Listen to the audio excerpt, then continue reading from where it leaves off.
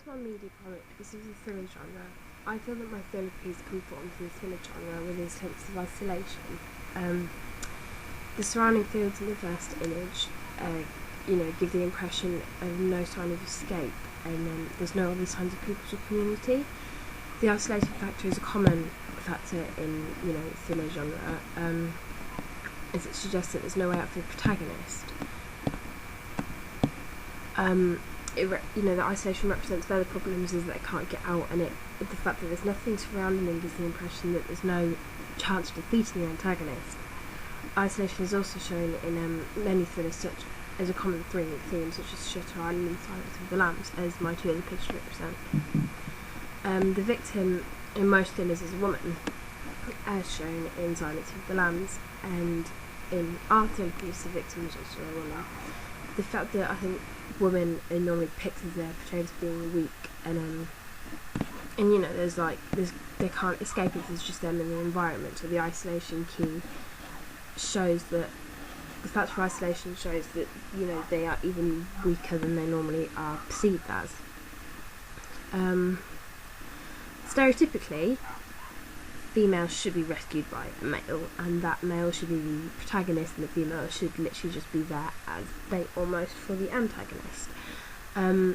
We found, because we didn't want to go down the classic route, so we definitely challenged normal thriller conventions by making the protagonist and the antagonist that we see, both protagonists, well, the victim and the protagonist, female, and the antagonist male.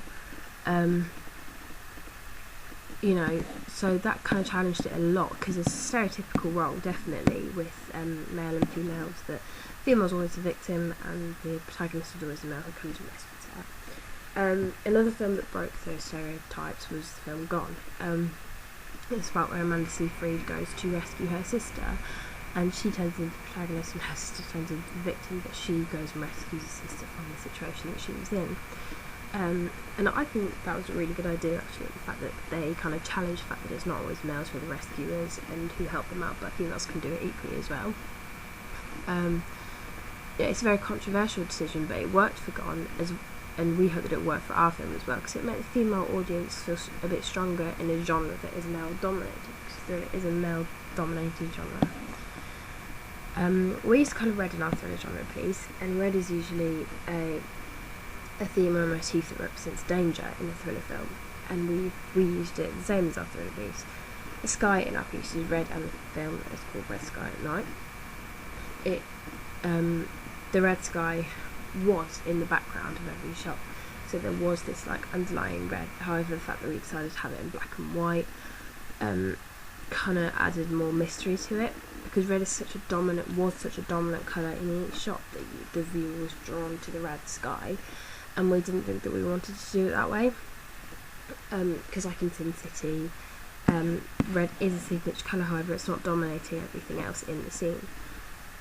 Black and white gives more of a sense of mystery to it, and unknowing, and it also isolates the audience as they can't connect with any surroundings that the character's in, so that definitely isolates them more, with the fact that they can't connect to where each protagonist or antagonist is, so that makes them feel like they're watching even more than they already are, sort of thing.